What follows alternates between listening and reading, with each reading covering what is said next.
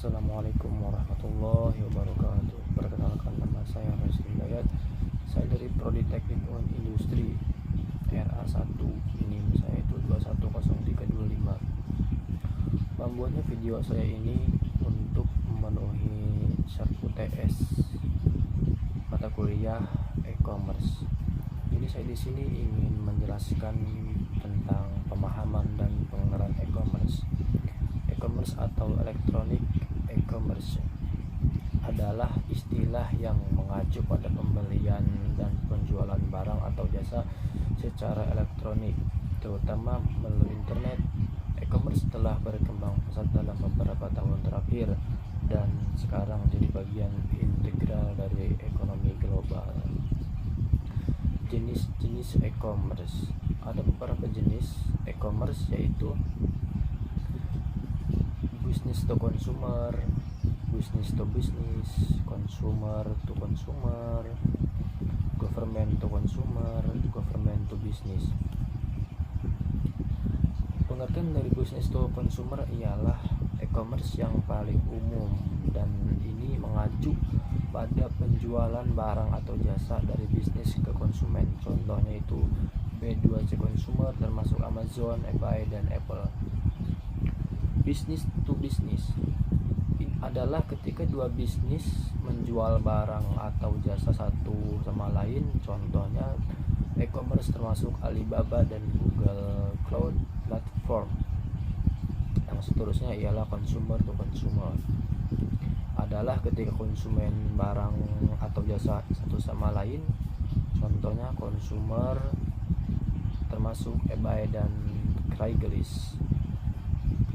Selanjutnya government to consumer adalah ketika pemerintah barang atau jasa kepada konsumen. Contohnya e-commerce termasuk situs web pemerintah yang memungkinkan Anda untuk membayar pajak atau mengajukan permohonan tunjangan. Yang terakhir ialah government to business, adalah ketika pemerintah menjual barang atau jasa kepada bisnis. Contohnya e-commerce termasuk situs web pemerintah yang memungkinkan bisnis untuk mengajukan izin atau mengajukan tender. Apa sih manfaat e-commerce? Manfaat e-commerce ialah ada banyak manfaat baik untuk bisnis maupun konsumen. Beberapa manfaat e-commerce bagi bisnis meliputi jangkauan yang lebih luas. Bisnis dapat menjangkau pelanggan di seluruh dunia melalui e-commerce. Biaya yang lebih rendah. E-commerce dapat membantu bisnis mengurangi biaya overhead seperti sewa dan tenaga kerja. Selanjutnya, efisiensi yang lebih tinggi. E-commerce pun dapat membantu bisnis menjadi lebih efisiensi dengan mengurangi kesalahan dan mengotomatiskan tugas. Beberapa manfaat e-commerce bagi konsumen meliputi kenyamanan, pilihan yang lebih luas, harga yang lebih rendah. Kenyamanan, konsumen dapat berbelanja dari rumah mereka sendiri atau dimanapun mereka berada dengan akses internet. Yang kedua, pilihan yang lebih luas. Konsumen memiliki akses ke berbagai produk dan layanan yang lebih luas melalui e-commerce.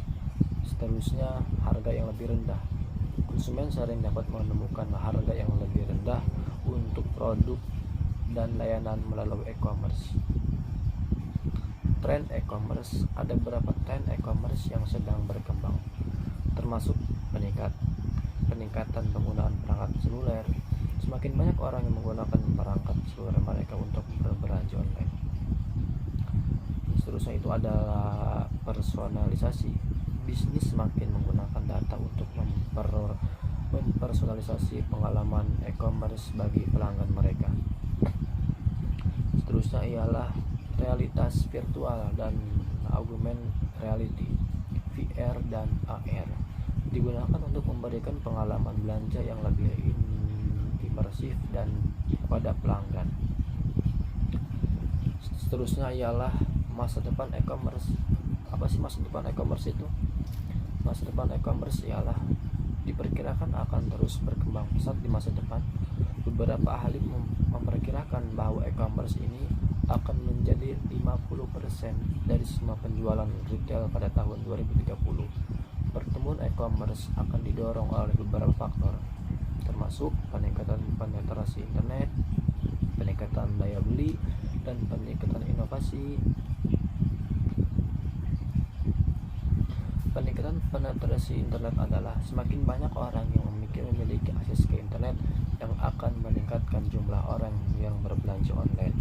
Seterusnya, peningkatan daya beli. Orang-orang di seluruh dunia memiliki lebih banyak uang untuk dibelanjakan yang akan meningkatkan permintaan e-commerce. Dan yang terakhir adalah peningkatan inovasi. Teknologi baru akan terus berkembang yang akan membuat e-commerce lebih mudah dan nyaman bagi konsumen. E-commerce adalah kekuatan yang mengubah cara orang berbisnis dan berbelanja. Bisnis yang tidak mengadopsi e-commerce akan kesulitan untuk bersaing di masa depan.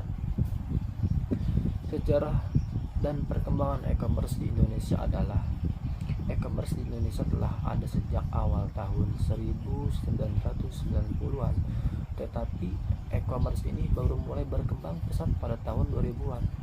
Beberapa faktor yang mendorong pertumbuhan e-commerce di Indonesia antara lain ada peningkatan penetrasi internet, peningkatan daya beli, peningkatan penggunaan smartphone, dan peluncuran situs e-commerce baru, peningkatan penggunaan kartu kredit, pembentukan regulasi e-commerce, peningkatan penetrasi smartphone, peningkatan penggunaan telepon mobil, peningkatan kesadaran konsumen.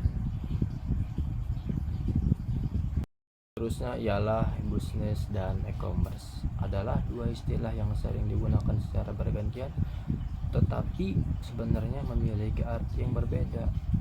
Bisnis adalah istilah yang lebih luas yang mengacu pada penggunaan teknologi informasi dan komunikasi atau TIK untuk menjalankan bisnis.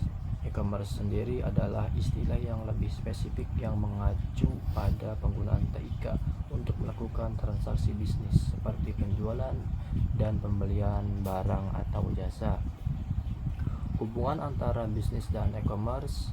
E-commerce adalah bagian dari bisnis. E-commerce dapat dianggap sebagai salah satu fungsi dari bisnis, yaitu fungsi penjualan dan pembelian.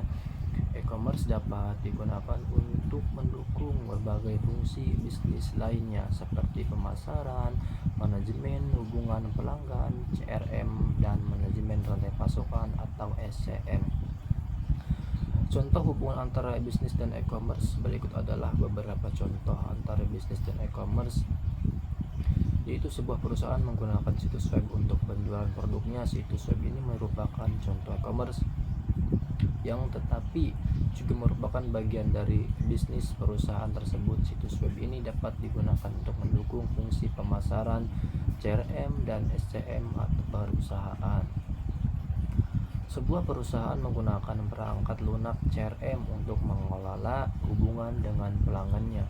Perangkat lunak CRM ini merupakan contoh bisnis, tetapi juga dapat digunakan untuk mendukung fungsi e-commerce perusahaan.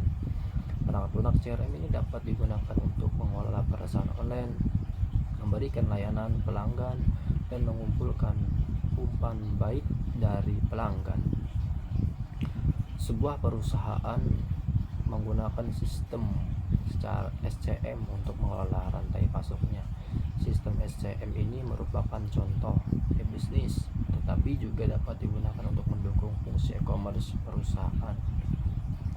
Sistem SCM ini dapat digunakan untuk mengelola pengiriman barang, pemasaran bahan baku, dan pembayaran kepada pemasok. Apa sih fungsi e-commerce itu? Fungsi e-commerce itu sistem informasi manajemen e-commerce atau SIM e-commerce adalah sistem informasi yang mendukung proses bisnis e-commerce. SIM e-commerce dapat mencakup berbagai komponen termasuk perangkat lunak e-commerce. Perangkat lunak e-commerce digunakan untuk membangun dan mengolah situs web e-commerce. Perangkat lunak ini dapat digunakan untuk mengolah produk, pesanan, pelanggan, dan pembayaran. Seterusnya ialah sistem manajemen konten atau SCMS. CMS digunakan untuk mengelola konten situs web seperti teks, gambar, dan video. CMS dapat digunakan untuk membuat situs web e-commerce yang menarik dari informatif. Sistem manajemen hubungan pelanggan atau disebut CRM. CRM ini digunakan untuk mengelola hubungan dengan pelanggan. CRM dapat digunakan untuk mengumpulkan data pelanggan, memberikan layanan pelanggan, dan meningkatkan kepuasan pelanggan. Seterusnya, sistem manajemen rantai pasokan atau disebut SCM. SCM digunakan untuk mengelola rantai pasokan. SCM dapat digunakan untuk mengelola pengiriman barang, pemesanan bahan baku, dan pembayaran kepada pemasok. SIM e-commerce dapat membantu bisnis untuk meningkatkan efisiensi.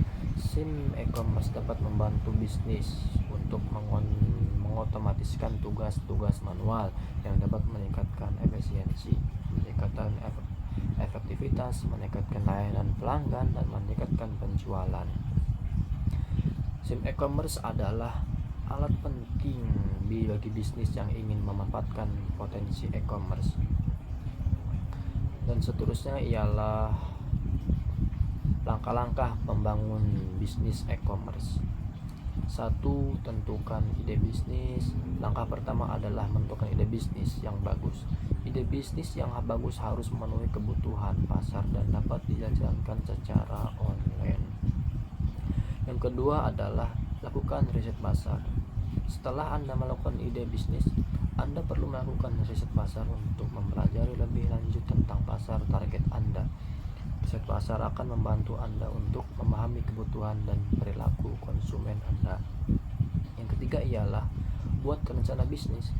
Rencana bisnis adalah dokumen yang menjabarkan tujuan bisnis Anda, strategi Anda, dan rencana keuangan Anda. Rencana bisnis akan membantu Anda untuk tetap fokus dan membantu keputusan yang tepat untuk bisnis Anda. Dan yang keempat ialah buat situs web e-commerce.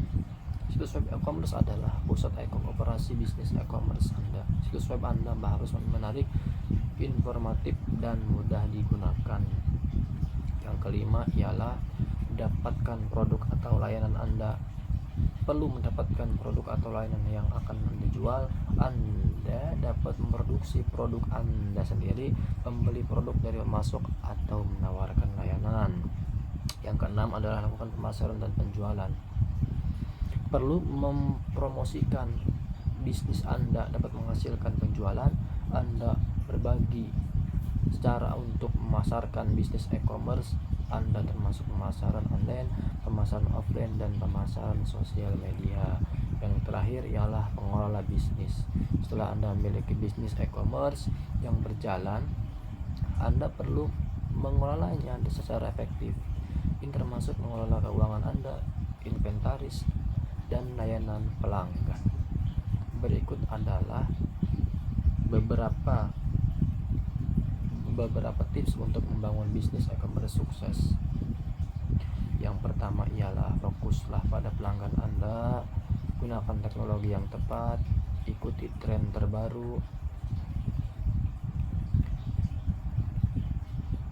membangun bisnis e-commerce membutuhkan kerja keras dan dedikasi, tetapi dapat menjadi sangat bermanfaat.